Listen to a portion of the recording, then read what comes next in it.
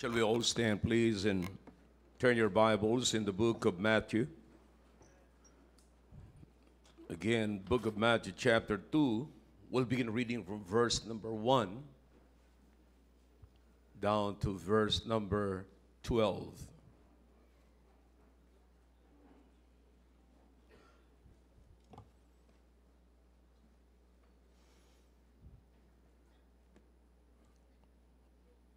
All right.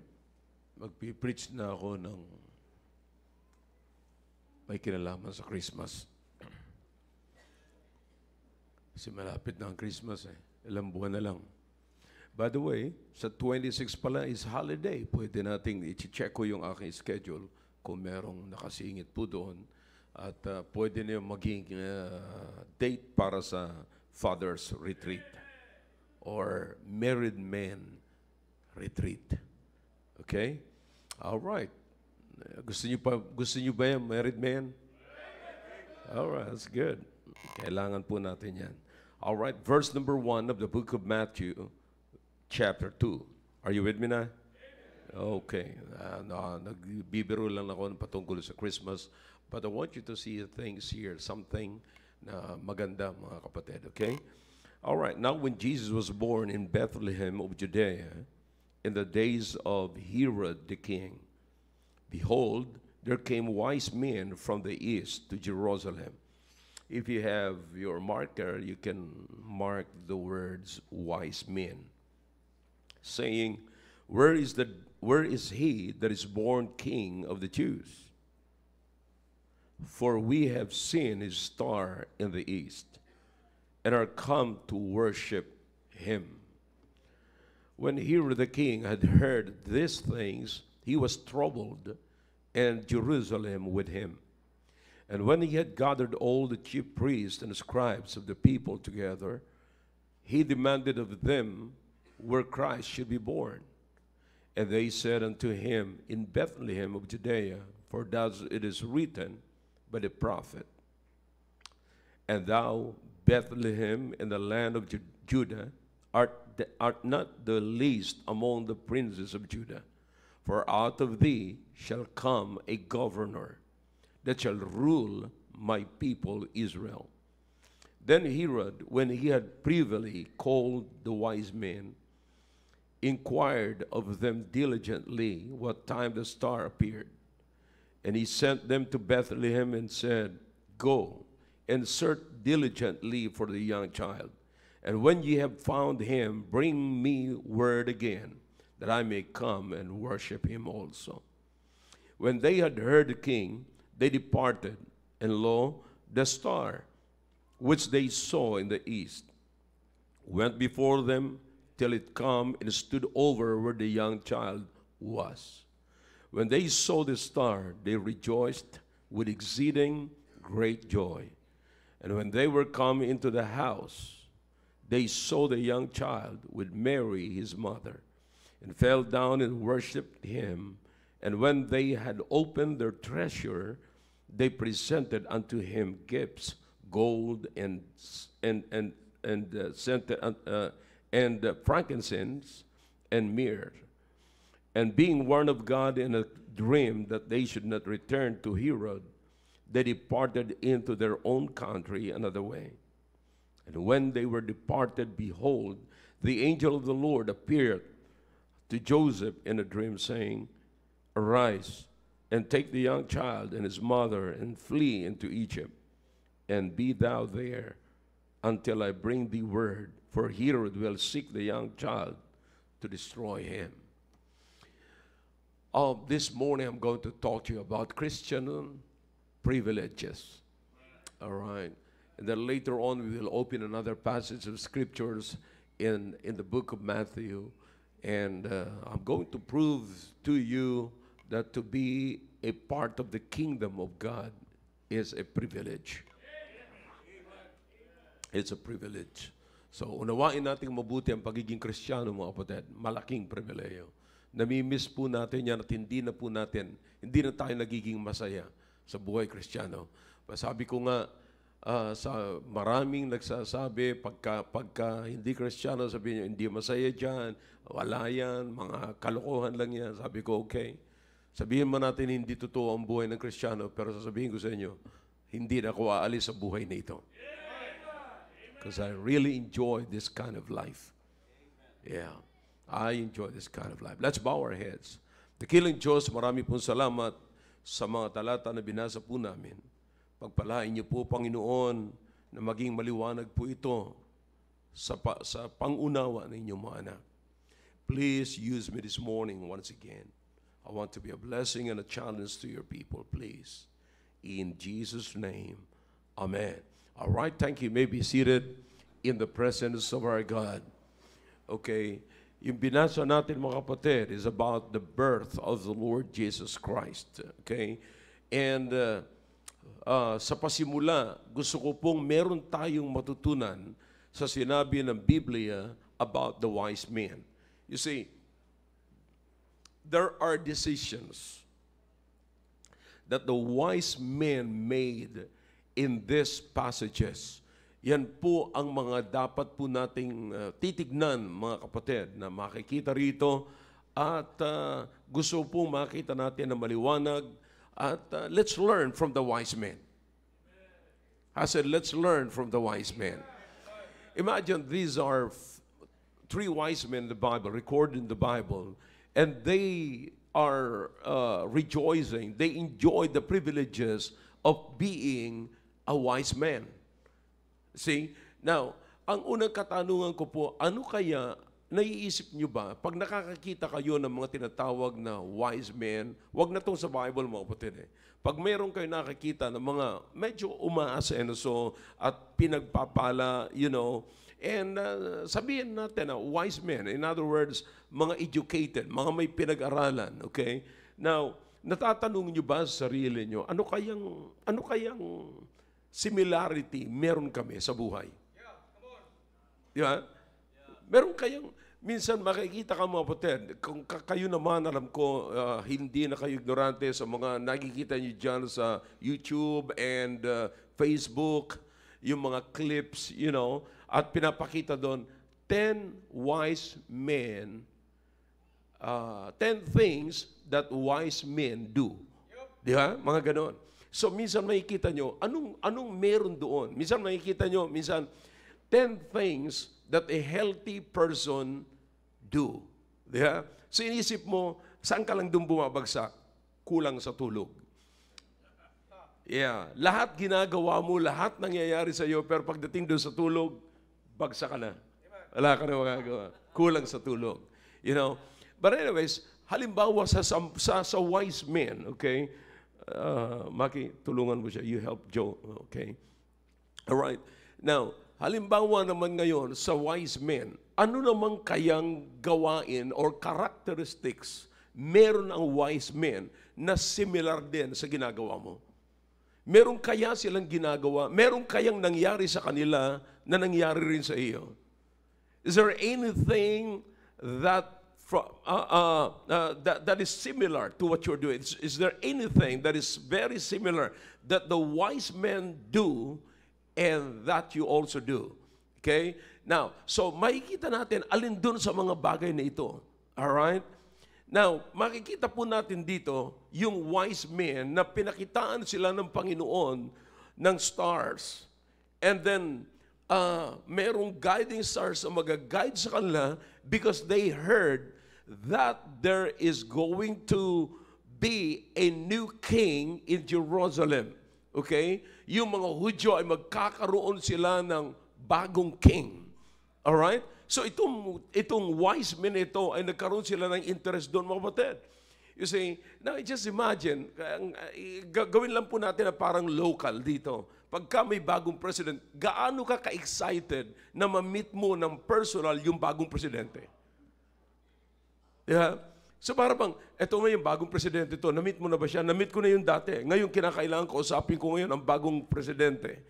See? So you understand what I'm saying, mga kapatid? Look, eto, they were all excited. So because of their excitement, mga kapatid, they even proceed to the palace.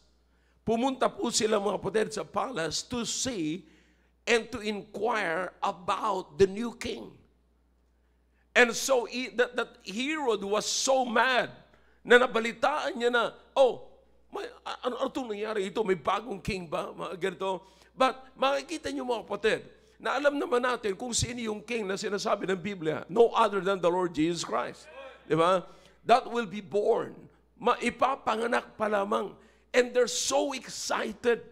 So, anong ginawa nila? Ang nasa isip ng wise men na ito, na ang bagong king na ipapanganak, ay siyempre king yan, sa palace yan.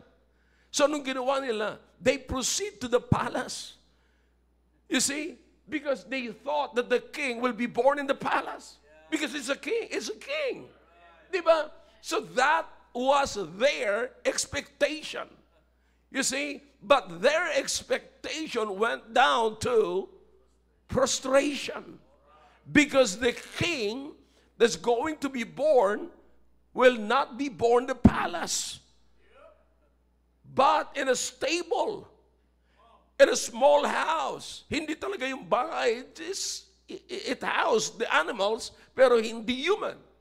So you understand the same, mga kapatid. Makikita mo yung frustration nila na siyempre aasahan mo, hahanapin nila yung king doon, pero wala doon yung king.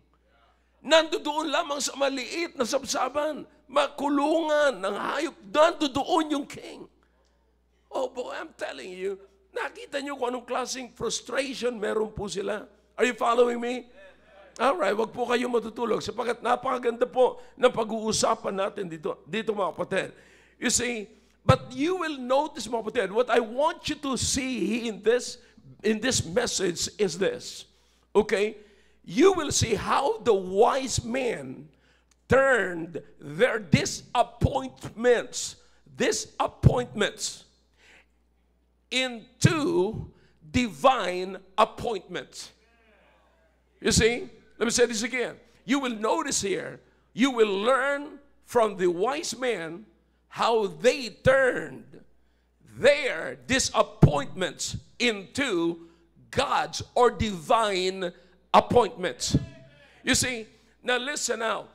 Maganda ho na makita po natin dito, bagamat medyo sabihin natin, grabe, merong frustration talaga. Meron talagang disappointment dito mga kapatid. Kasi, yung expectation nila eh. Yan yung expectation nila. So, makikita natin na ang wise men ito, when they were commanded and told na hindi sa palace ipapanganak, that the king will not be born in the palace, but in the stable. They took the place. Actually, the scribes, yung mga scribes na tinanungan ni King Herod, hindi man sinabi yung tamang lugar, yung nandito sa kubo na ganito. No. But ang sabi niya, ipapanganak yan doon sa Bethlehem of Judah. Kasi may dalawang Bethlehem. So sa Judah particularly. And so, when they got out from that place, mga kapatid, where they inquired first, when they first inquired where Jesus is going to be born, then nandun lumabas na sila. Paglabas nila, nandun na yung guiding star. Okay, ginaguide na sila. And then the Bible says, sinundan nila yung star at tumigil yung star kung nasaan yung bata. And that is the stable. Okay? So, hindi mga kapatid sa palasyo, hindi sa magandang lugar, kundi sa isang sabsaban, doon po ipinanganak at nandun yung bata. But listen to me now. The first thing na makikita natin dito is that their acceptance to the situation. Alright? Tinanggap po nila yung situation, mga kapatid. You see, now, this wise man, the good thing about this wise man, mga kapatid, though, yung bata ay hindi pinanganak sa palasyo, kundi doon, mga kapatid, sa sabsaban, but they have the ability. Yan ang sinasabi ko sa inyo. They have the ability to accept that they can find the baby in the stable. Okay? Yan po yan. Now, in other words, mga kapatid, this wise man has the ability to see the king in the palace and also in the stable. In other words, tandaan po natin in the book of Matthew, the Bible says that this king, this baby that's going to be born in the stable, kapatid, his name will be called Emmanuel, which being interpreted what? God with us. Okay? So in other words, ito po ay Diyos. So sa ibang pananalita, kapatid, tignan natin ang mabuti, na ang wise men na ito, tinanggap nila sarili nila na hindi lamang sa palace makikita ang Diyos, kundi maging sa stable ay makikita mo rin ang Diyos. You see that? So they have imagined the wise men. Now listen, what I'm simply saying, kapatid, is this. If you will admire, kung gusto mo na maging wise ka, kung gusto mo makita ang matutunan ang isa sa mga katangian ng wise men na ito, kapatid, magkaroon ka rin ng ability na hindi lamang na makikita mo ang Diyos sa palasyo at makikita mo ang Diyos doon sa sabsaban. You see, now do you understand na minsan pinapaliit lamang natin ang ating mundo sa ating kalagayan? You see, na parang kung ano yung kalagayan natin, yan yung kalagayan na natin. You see, I'm simply saying, mga kapatid, maraming mga tao na maayos ang kanilang pagtingin sa Diyos kung sila ay nasa maayos na kalagayan, sa mataas na kalagayan. Kung sila ay nasa palasyo, maraming nag-aakala na ang Diyos ay nasa palasyo lamang. Bakit? Nandun ang ginhawa ng buhay. Nandun ang kasaganaan. Nandun ang pera. Nandun ang masarap na pagkain. Nandun ang maggarang damit. Nandun ang kapayapaan. Nandun ang lahat sa palasyo. But listen to me now. Thank God that in this passage, it's very clear that you can also find God in the stable and not just in the palace. I don't know who you are this morning and what you are this morning. At maaaring ikaw ngayon ay nasa sabsaban, kapatid. Pero nais kong sabihin sa inyo, ilagay mo sa iyong isipan na ang Diyos ay hindi mo matatagpuan lamang sa palasyo. Ang Diyos ay matatagpuan mo sa kalagayan mo ngayon na nandoon ka ngayon sa sabsaban. Now, every Christian should have the ability. Are you listening? You should have the ability to see God in every situation. You might be high. You might be, na maaaring nasa mataas ka na kalagayan, na maaaring nasa maganda kang kalagayan. In fact, to be honest with you, mga kapatid, only immature Christian can see God and believe that God is in the palace and not in the stable. You have to admit that. You see, now makikita natin this time na yung wise men ay hindi lamang po nila tinitignan ng Diyos, kundi hindi po sila nakatingin sa situation. Hindi po sila nakatingin sa Diyos lamang kung nasaan ang Diyos, kundi tinitignan po nila, hinahanap po nila ang Diyos sa bawat situation. Nakuha niyo po yan, mga kapatid? They're not looking at God in a situation, but they are looking for God in every situation. Now, here's the thing. Ito pagkakaiba. Looking at is very simple. Madali lamang po yan, mga kapatid. Tignan mo lang isang bagay nito. Now, which is commonly, ito yung encounter natin sa mga problema, mga kapatid. Titignan natin ang situation. Bakit ako nandito? Wala pala rito ang Diyos. Bakit ganito? Bakit nangyari sa... Tinitignan mo lamang.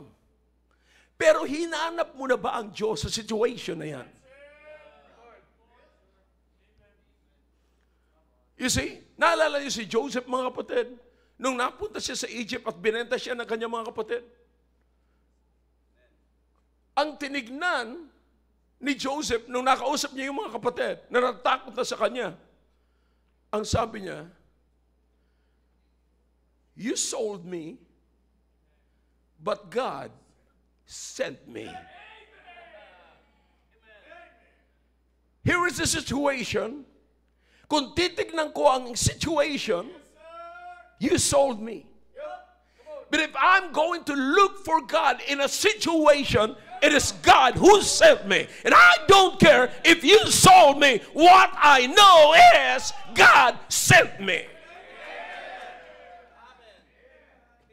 You remember Job? Nawala lahat sa kanya. Ang kayamanan niya, nawala sa kanyang pamilya niya, nawala sa kanyang kalusugan niya, just in one day. Pero sabi ni Job, that's my situation. When you look at the situation, that is what you're going to see. But when you look for God in that situation, here's what Job said. The Lord giveth, and the Lord what? Take it away. Blessed be the name of the Lord. Why is that? Because Job do not just look at the situation, but he looked for God in that situation. That is what we need to see, mga kapatid. Maraming naghahanap sa atin. Gusto ko sa palasyo. Nandun na dyan. No, sir. Even kung nandun ka man sa lugar na ngayon, anong klaseng kalagayan man meron ka ngayon, maaaring ngayon gipit na gipit ang kalagayan mo, maaaring nakatiwala ka sa isang maliit lamang na lugar na hindi mo pag-aari, na kung tawagin natin ngayon is squatters area. Listen, that is your stable. But let me tell you something. That is not a problem if you will just look at it. But if you will just look for God in that place, in that sweet situation, God is always in every place. You can find the king there because the king was not born in the palace. He was born in the stable. Kapatid, you'll see, it is so important na titignan po natin ang mga bagay na ito. Because most of the time, we see things not as they are. Okay? Did you get me? Be careful, because how we view things is how we do things. Kung paano natin nakikita yung isang bagay na yon, ganun natin sila gagawin. So na-apektuhan tayo. Pag nakita mo ang hirap dito, sabi ko nga, meron kwento sa akin, isa sa mga missionaries natin, sabi nila, tinawagan daw, sabi, ang sagot siya, kumusta ang gawain? Ang hirap. Ang hirap ng gawain. That's how you view things. That's why how you view things, how you view your mission field will affect how you do in the mission field. Sabi ko, ang hirap ha. Alin kaya mas mahirap? Mas mahirap yata magpadala ng support sa iyo. Are you following me? You've got to be careful with that. Be careful with what you see. Because what you see will always affect what you do. How you do it. You see? You do not allow disappointments. You do not allow disappointments to lose your treasure in the stable. Not because you are in the stable, not because you are living in the stable, not because you are experiencing the stable moment, your moment in the stable. Huh? Para bang wala ka na binagsakan ka na ng buong mundo. You see, disappointed ka na. You see, kapatid, inuulit ko, you cannot only find God in the palace. You can find Him in the stable. And what I'm saying right now is you should not miss the treasures in the stable. Meron yan. Merong masayang pangyayari dyan. Ang hanapin mo, hindi yung Because, listen, you should always find the seed and not the need. What's the seed? Where's God? Where's the Word of God? Where's the promise of God? Those are the seed. Pero ang nakikita lagi natin, tinahanap lagi natin is the need and not the seed. Nandoon lahat eh. Pag nakuha mo yung seed, nandoon. Uusbong yun, kapatid. Lahat yan ay mapupunta sa iyo. At saka para sa iyo yun. It doesn't matter kung nasaan ka. It doesn't matter kung anong nangyayari sa buhay mo. Again and again, look for God. And no, don't just look at God. Don't just look at the situation. Look for God in every situation. Again, this immature Christian only see God when things are good. But matured Christian sees God in the palace and in the stable. They see God in every situation. Listen now, don't miss this. Don't you ever try to fit God in your expectation. Did you get that? Wag mong pipilitin na ang Diyos ang i-fit mo sa iyong expectation. Ito ang inaasahan ko, Panginoon. Ito dapat ang mangyari. And you want God to follow you. You want God to obey you. Ang nakakalungkot pa nito, parang ikaw pa ang tutulong sa Diyos. Ang Diyos ang katulong mo. Listen, don't try to fit God in your situation. Let God fix your situation.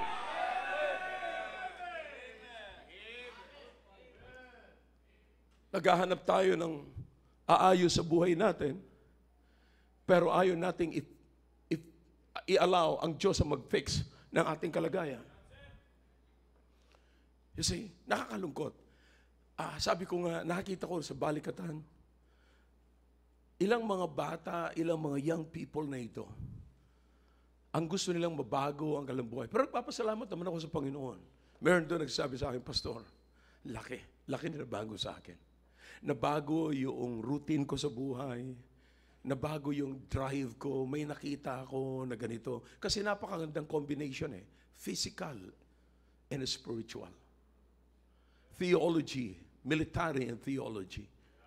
You see? Sabi niya, hindi ko ginagawa ito dati.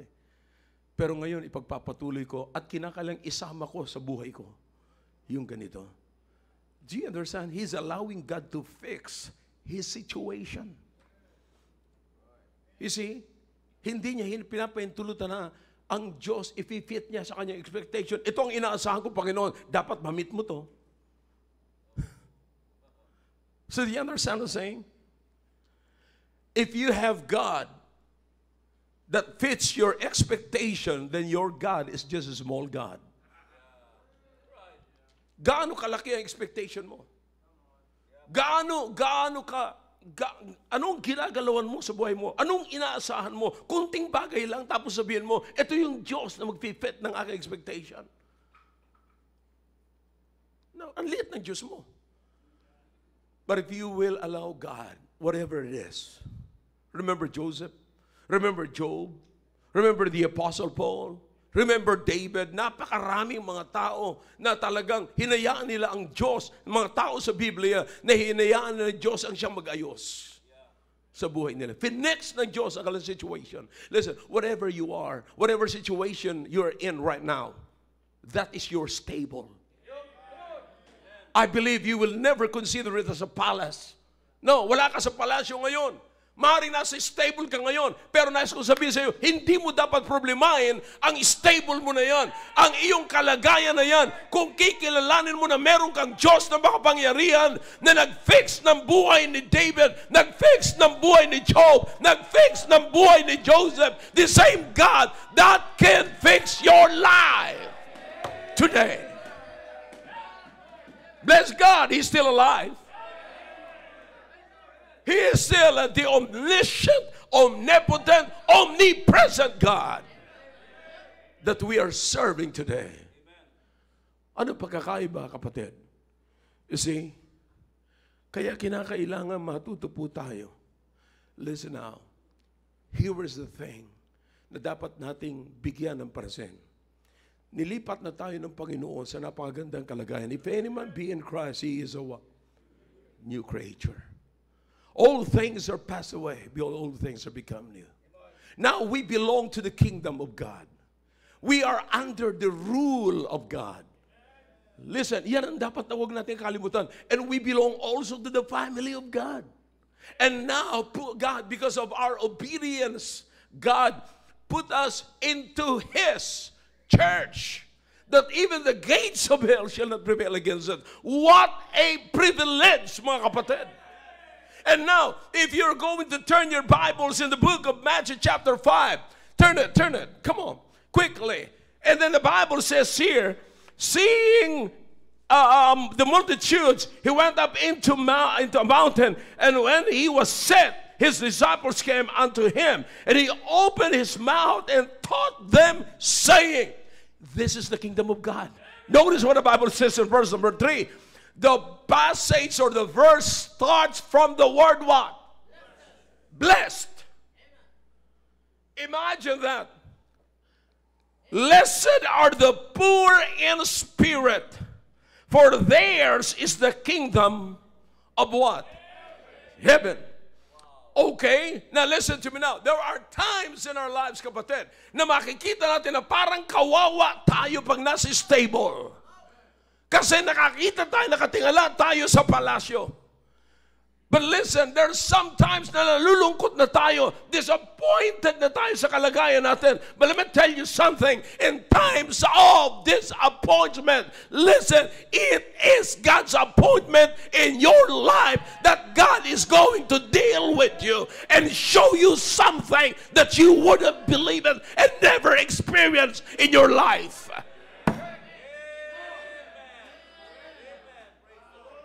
Akala natin disappointment.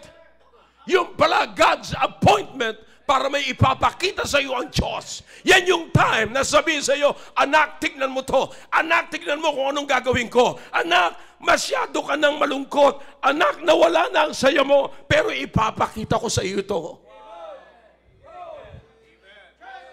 You see, what you can learn from the wise men, they know how to turn their disappointment into divine's appointment. Oh yeah. I don't know about you, pero hindi to panahon para umiyak ka. Hindi lang ikaw nagkakaroon ng kalungkutan. Hindi lang ikaw nagkakaroon ng problema. Hindi lang ikaw ang mayroong problema sa pamilya. Napakarami. And that might be your stable. Listen, don't look at the palace. Look at the stable and look for God while you are in the stable.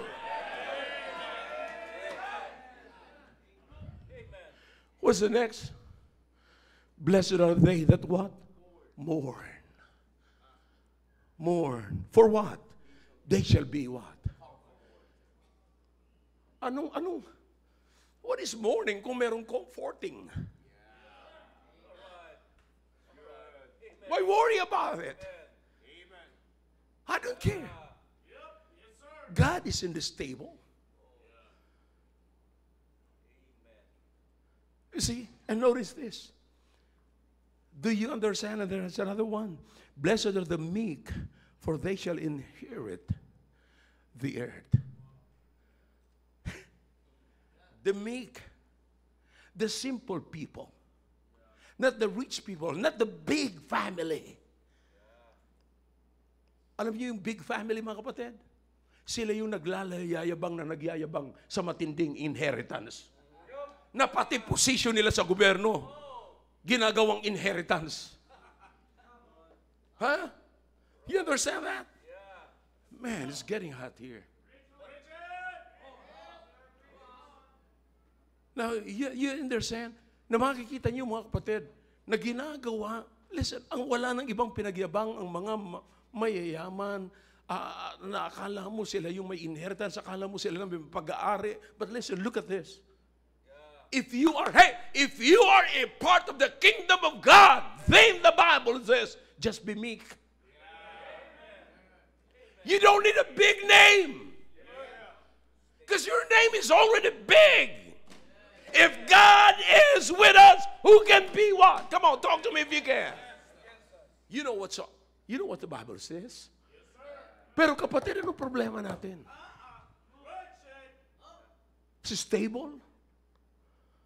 Anong, sabi ko kahapon, nagpadala ko, if you can remember, Brother Roy, kayo mga Gideonites, nagpadala ako ng picture ng napakagandang bahay, may nakaparadang kotse sa garage.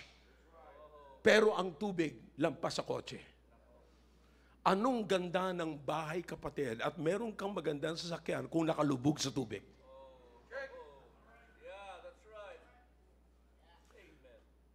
Hindi nga siya nagbibisikleta na. Naglalakad na yung may-ari ng malaking bahay sa tubigan. So you understand what I'm talking about, brethren? Ang akala ng iba, mabuti ka pa, may mamanahin ka. Mabuti ka pa, ang mga ninuno mo, ganito, ganyan, ganyan. Hindi ho yan para sa palakihan ng ninuno. Baka manuno ka. Yan ho'y palakihan at pagpapakilala ng Diyos na totoo. Hold it there. And then the Bible says, blessed are they which do what? Hunger and thirst after what? Righteousness. Yung nagugutom ay pinapakain para mabusog.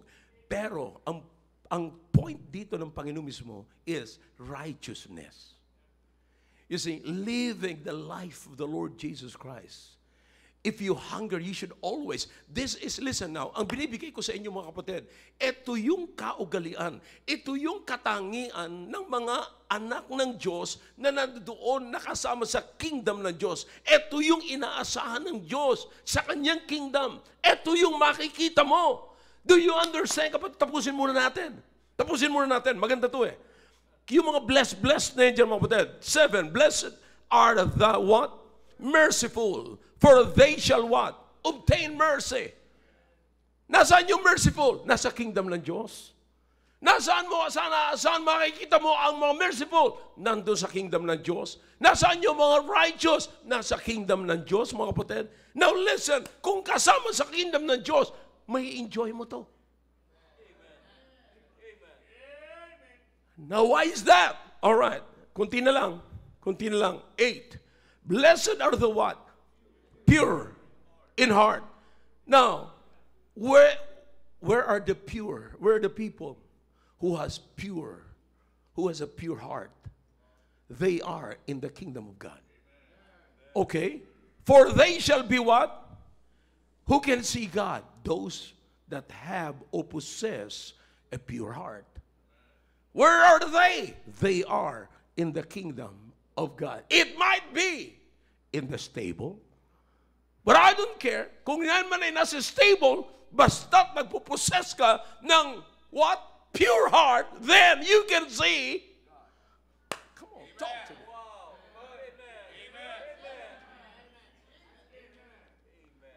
All right. 9. Blessed are the what? Graduates. All right. Blessed are the peacemakers, for they, buti lang hindi graduates to. Blessed are the graduates, for you cannot find them anymore. All right. Blessed are the peacemakers, for they shall be called the what? Who are the children of God? Peacemakers. Children of God supposed to be what? Talk to me. Come on. Hello, Mike. Test. 1, 2. Shout it. Peacemakers. Not gossipers, peacemakers. Not troublemakers, peacemakers. All right. All right, let's keep going. 10. Blessed are they which are what? Persecuted for righteousness. If you're doing what is right, and you will be persecuted, then the Bible says you are what? Blessed. You're blessed. Okay. And then the Bible says, for theirs is the what? Kingdom of heaven. You're under the rule of heaven. You're under the government of heaven. You see? Ang gobyerno ba natin sa lupang ito? Gobyerno ng langit o gobyerno ng impyerno? Sa tahanan natin. Hindi po ba? Anong klaseng gobyerno meron tayo sa tahanan natin? Pinangungunahan ng Diyos o pinangungunahan ng Diablo? Now, let's keep going. Verse 11. Blessed are ye when what? Men shall revile you and persecute you, and shall say all manner of evil against you falsely for my sake. You're blessed. 12. After all of those, after the 11, after the verse 3, verse 4, then down to verse number 11, verse 12 says, rejoice. Rejoice. Rejoice. And be what? Exceeding glad. Exceeding glad. For great is your reward in heaven, for so proceeded they that the prophets which were before you. Rejoice and be exceeding glad. Now, do you understand kung nasaan po ito? Nasa kalagayan na natin ito. Because we belong. Do you believe? Listen to me now. This morning, do you believe 100% that you belong now to the kingdom of God? Do you believe that you belong now to the family of God? Come on, talk to me if you can. Do you believe that you are blessed because it is God who added you into His church, that even the gates of hell shall not prevail against it? Then the Bible says, rejoice. And these are all what? Privilege. Akalain mong makasama ka sa isang grupo ng pananampalataya na merciful? Ha? Na nag-hunger, hinahanap nila ang kabutihan. Hindi sila naghahanap ng masama sa kanilang kapwa, kundi ang hinahanap nila yung righteousness ng Diyos. Come on. Now, ang ibig sabihin nito mga kapatid, pagkatapos ng lahat na inilagay tayo dito sa ganitong klaseng kingdom, we all became God's witnesses. Now, it is like this. Show it and believe it. Show it to the people. Believe it to yourself. Who? Jesus in you. Who is Jesus in you? Huh? Who is Jesus in you?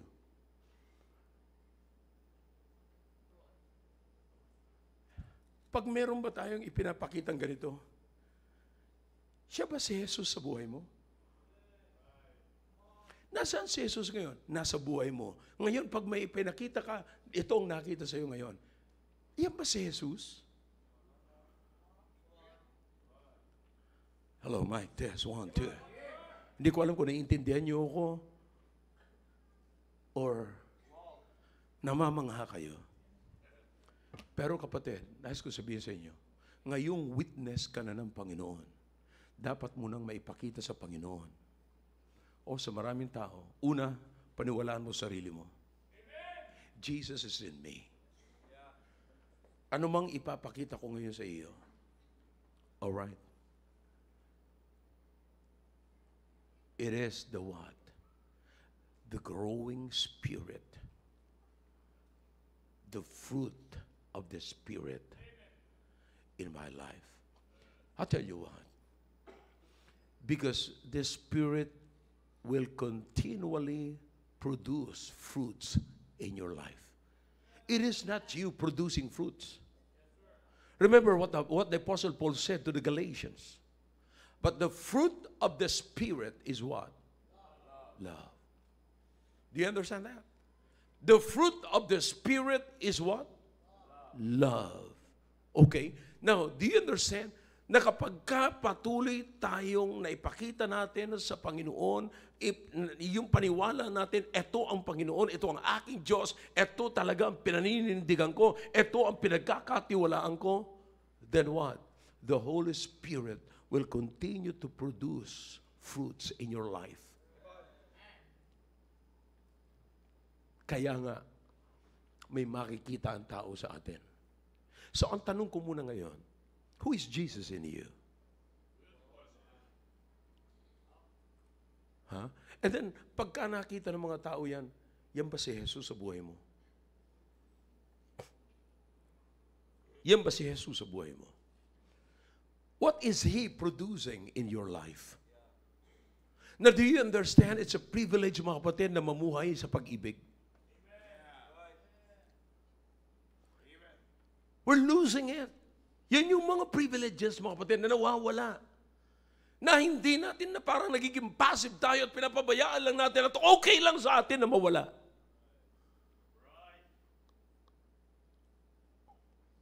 You go to the book of Galatians chapter 5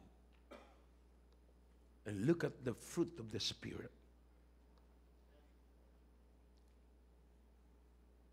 Yan yung mga ayaw nating ibigay. Nasa atin eh. Pribileyo natin yan. Imagine na makakapagbigay ka ng love. Pribileyo natin yan. Hindi man natin yan. Alam mo kung bakit pribileyo? Kasi hindi man natin eh. Pahintulutan ka ng Diyos na ipamigay mo ang hindi man iyo, kundi Kanya yan. Pero ang problema natin, mga kapatid, close yung hands natin sa pagbibigay. Kasi ganito, listen now, everybody heads up.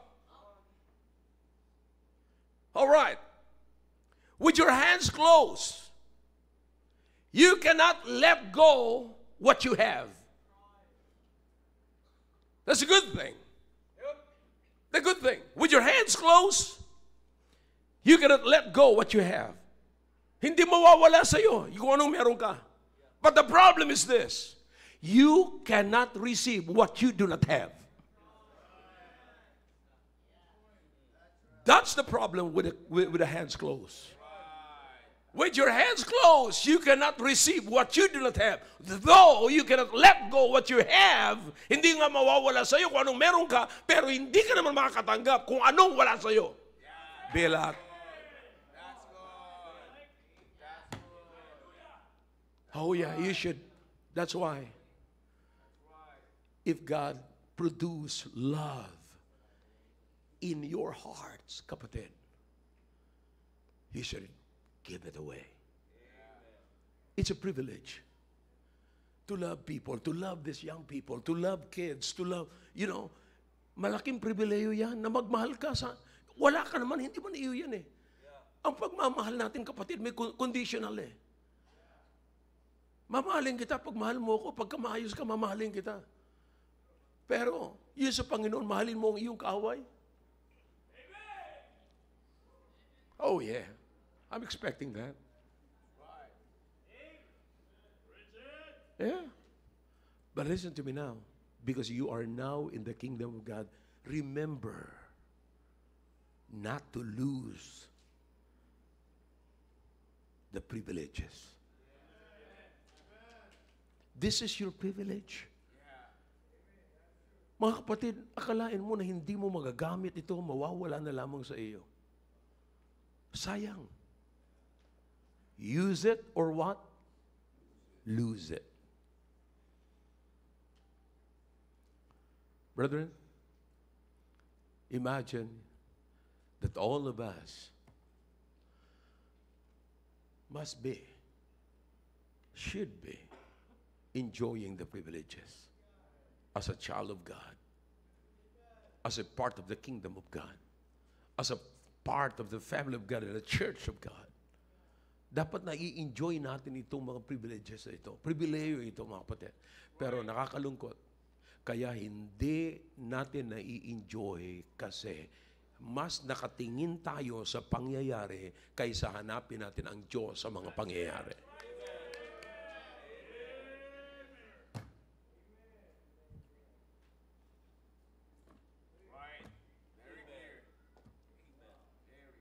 Don't just look at God.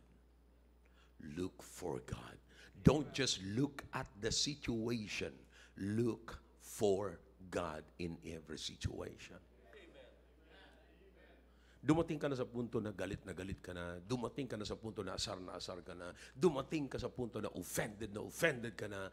Ang tanong, hinanap mo ba ang Diyos? Sa totoo lang, pagkagalit tayo, come on, talk to me. Let me wake you up. Pagkagalit na galit tayo, hinahanap natin ang paghihigante, hindi ang Diyos. Pagka ang asawa galit sa asawa, maghahanap ka ng time para makabawi ka. Hindi mo hanapin ang Diyos para may bigay mo ang nararapat, may bigay mo, may pahayag mo ang pribileyo. Listen, and there's something, and then a great privilege, mga kapatid, na may papahayag mo, makakapagbigay ka ng pag-ibig sa isang taong kinabubuyan mo. Galit ka sa taong yan, pero mabibigyan mo siya ng pagmamahal. Yung taong hindi makapagbigay ng pagmamahal sa iyo, mabibigyan mo ng pagmamahal. Oh boy, nagsasalita ba ako ng fantasya rito, kapatid? No, this is no fantasy. This is Christianity. Sinasabi ko lagi, okay, pagkagalit na kayo, isipin nyo kaagad, ano ang tamang gawin sa situation na ito. Saka na kayo bumawi pag nagawa mo na yung dapat mong gagawin. Ha? Abay, nagwawala yung tao kasi gutom. Papagalitan mo pa. Ba't hindi mo muna busugin? Pag nabusog, pagalitan mo na.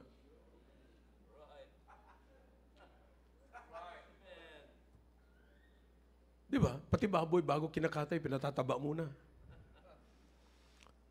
No, I'm saying, mga kapatid, this is Christianity. You go to the book of Galatians, those are privileges. Because that is not yours. What is that? Love.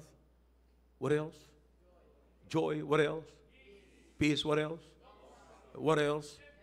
What else? What else? And the other one? See, look at that. Kapatid. What's the other one? Temperance, yeah. Listen, you need that. Listen. Hindi to galing sa atin. We're not producing this. It's the Holy Spirit producing it for us. Wow! Hindi ikaw ang naghanap nito, hindi ikaw ang nagpagod nito. All you have to do is to submit to the Holy Spirit and quench not the Spirit. And the Holy Spirit will continue to produce all of this for you, so that you can give it to others. What a privilege! Wala kang pwedeng ipagyabang. Pasalamat ka, nakapagtimpi ako. It's not you. It's the Holy Spirit. Oh, salamat, nakatapos din ako. Oh, it's not you. It's not you. It's the Holy Spirit. Patience? No. Hindi yan ang galing sa laman mo. Hindi yan ang galing sa pinag-aralan mo sa labas. Hindi yan ang galing sa Ateneo, sa Lasalo, sa ampamang mga matataas na eskwelahan. Nanggaling yan at bunga yan, produce yan ng Holy Spirit para sa iyo, para magkaroon ka ng magandang relasyon sa iba. Am I clear to you? Oh. Hallelujah. Praise the name of our God. Wow! What a privilege.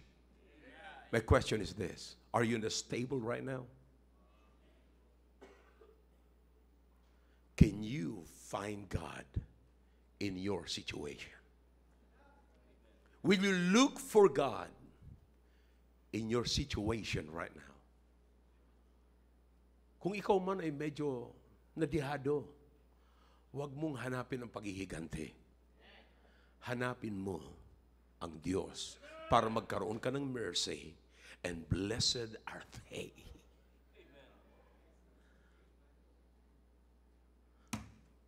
I hope I'm clear. Shall we all stand, please? Father, thank you for your words. Thank you for the message. That's all I can. That is what you have put in my mind and my heart, oh God. Oh God, please. Help us not to let these privileges, oh God,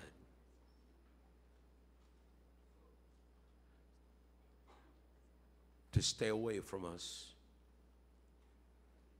but help us to enjoy these privileges as a Christian, as a part of your kingdom, as a part of your family, as a part of the church. Thank you, oh God. Bless your people as they come. Your heads are bowed, your hearts are closed. God is speaking to your hearts through that message. Then let's make business with God this morning.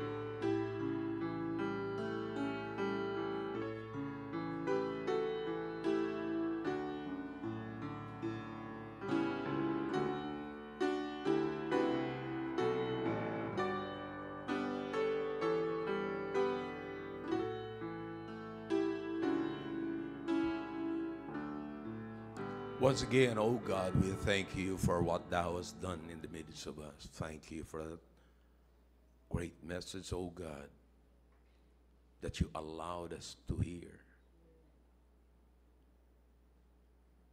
Napakabuti niyo po, Panginoon. Salamat